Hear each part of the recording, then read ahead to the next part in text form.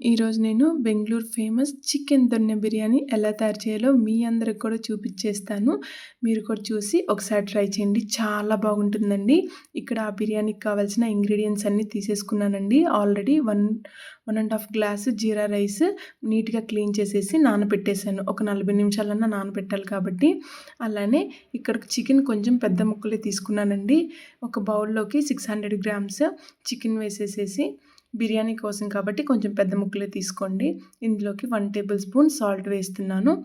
అలానే 1 table spoon పసుపు వేస్తున్నానండి. పసుపు, కారం కొంచెం మంచివి తీసుకోండి. అప్పుడే మనకి టేస్ట్, ఫ్రేగ్రెన్స్ చాలా బాగుంటుంది. ఇందులోకి నేను 1½ చిల్లీ పౌడర్ వేస్తున్నానండి. 1½ టేబుల్ స్పూన్ చిల్లీ పౌడర్ వేస్తున్నాను.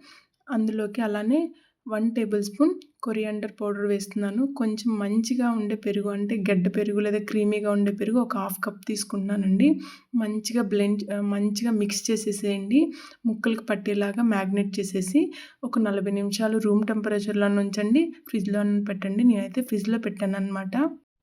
ఆ తర్వాత గ్రీన్ పేస్ట్కి కావాల్సిన ఇంగ్రీడియంట్స్ అండి. ఇక్కడ ఒక గిన్నెలోకి 2 టేబుల్ స్పూన్ ఆయిల్ తీసుకున్నానన్నమాట.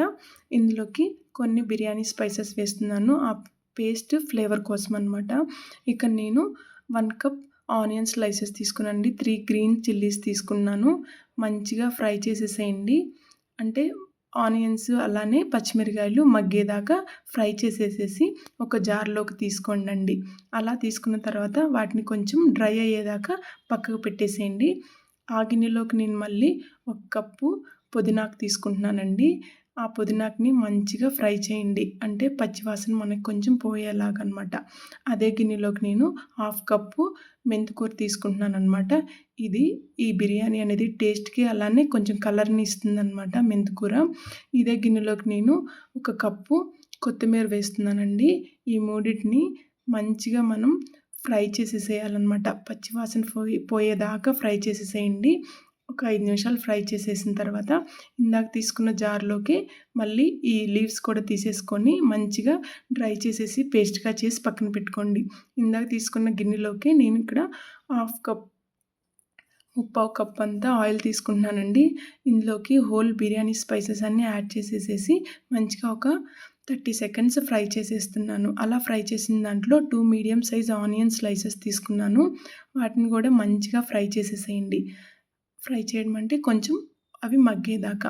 అలా మగ్గిన తర్వాత మనం చికెన్ని మ్యాగ్నేట్ చేసి పెట్టుకున్నాం కదండి ఫ్రిడ్జ్‌లో, దాన్ని ఆ గిన్నెలోకి వేసేసేయండి. అలా వేసిన దాంట్లో 2 టేబుల్ స్పూన్ నేను ఇక్కడ అల్లం వెల్లుల్లి పేస్ట్ తీసుకున్నానండి. మనం మ్యాగ్నేట్ చేసేటప్పుడు కూడా వేయొచ్చు. ఇలా బిర్యానీ చేసేటప్పుడు కూడా వేయొచ్చనమాట.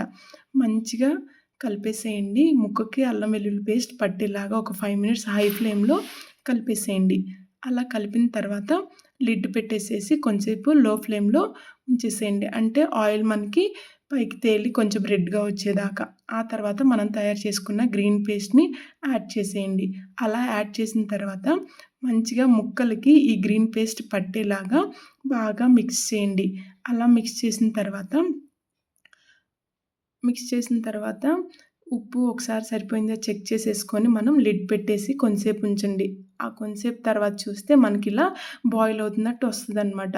అలా వచ్చిన తర్వాత ఇక్కడ నేను 2½ గ్లాస్ వాటర్ తీసుకుంటున్నానండి. రైస్ నేను 1½ గ్లాస్ తీసుకున్నాను.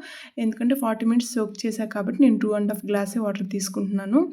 ఇక్కడ మంచిగా చెక్ చేసేసేసి మిక్స్ చేసి మళ్ళీ లిడ్ పెట్టి క్లోజ్ చేసేసేయండి. హై ఫ్లేమ్‌లో ఒక 5 మినిట్స్ మనకు ఒక బాయిల్ వచ్చేదాకా హై ఫ్లేమ్‌లో ఉంచండి. తర్వాత లో ఫ్లేమ్‌లోకి టర్న్ చేసేసేసి ఒకసారి చెక్ చేయండి. మళ్ళీ ఇక్కడ కూడా ఉప్పు ఒకసారి చెక్ చేయండి.